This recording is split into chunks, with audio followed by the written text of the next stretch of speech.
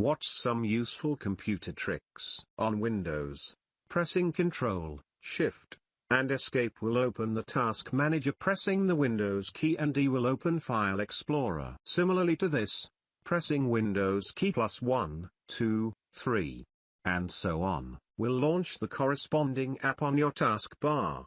Say Chrome is your second application on your taskbar, pressing Windows key plus 2 will open it. This also works on Ubuntu. I'm not sure about other Linux distros, but I'm sure it will work on them too. Ctrl plus Shift plus N to open incognito window in Chrome. Windows plus Ctrl plus D to open a new desktop. Ctrl, Alt plus Tab to switch tabs. Windows Alt plus F4 to close current window. Edit to navigate around multiple desktops. Use Windows plus Ctrl plus Left, Right to close the current desktop. Use Windows plus Ctrl plus F4. Welcome. To navigate around multiple desktops. Use Windows plus Ctrl plus Left, Right to close the current desktop. Use Windows plus Ctrl plus F4. Windows plus L, lock the computer. Useful for work environments. I'll add my favorite one. Ctrl plus Shift plus T brings back the last tab you closed on Chrome. If you close Chrome by accident, opening it again and doing this will bring back all tabs you had open. Windows plus Shift plus S for screenshots. Windows plus E to open File Explorer. Windows key plus Tab allows you to have multiple desktops, then download the Chrome extension that saves Chrome tab groups. Now you have multiple desktops with sets of tabs if you want. Instead of one desktop with everything open on it along with 20 tabs. Not to mention, get a second monitor. Windows plus Shift plus Left, Right to send the active window to a different monitor. I have multiple monitors and multiple computers, and sometimes I've moved the input on a monitor and didn't move the open app I want to see. Saves me from having to switch the monitor back to the other computer just to drag the window over. Professional IT support here. Tip number 1. If you're encountering a problem, there's a better than average chance that someone else already encountered the problem, has discovered the solution and placed the solution for you to find on the internet. Write down any error code, application problem and other information about the nature of the problem and hammer that into the old Googler.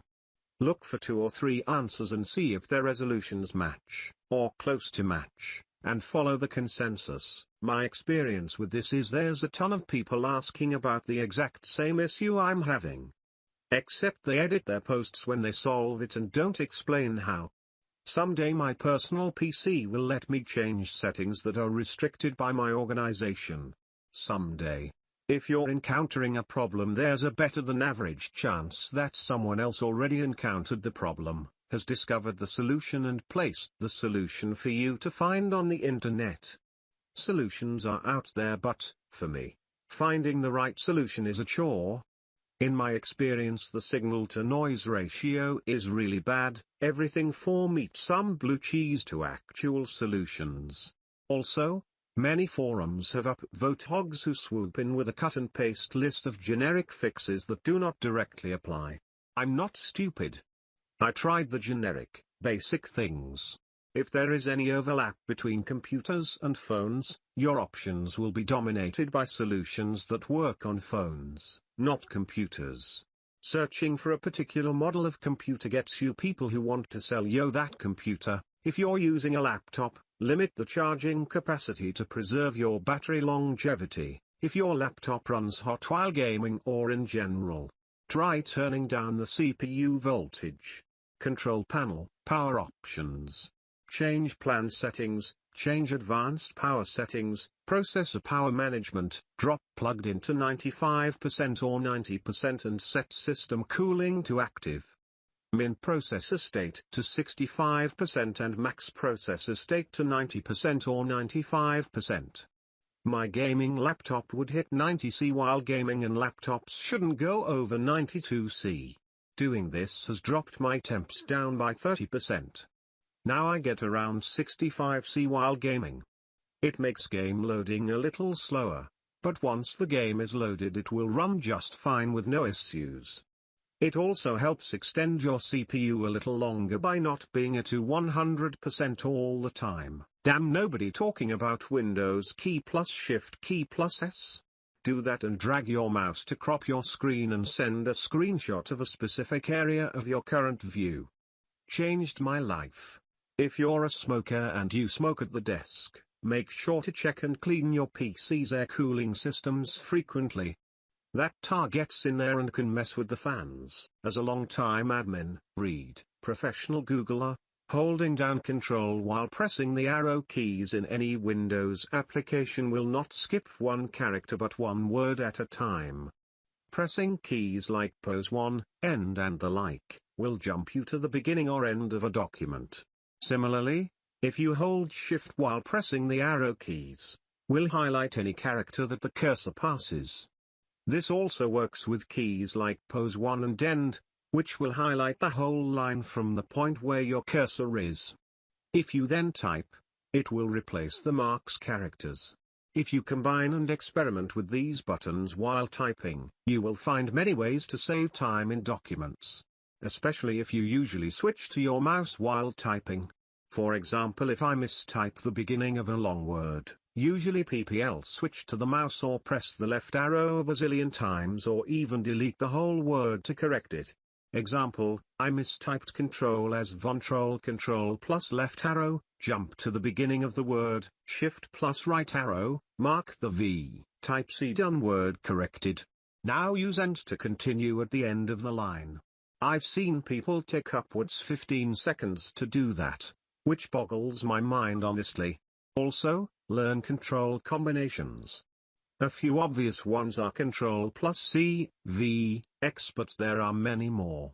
There is a reason after all, why it's called the control key. Also, Office products have autocorrects for some words. You can customize those.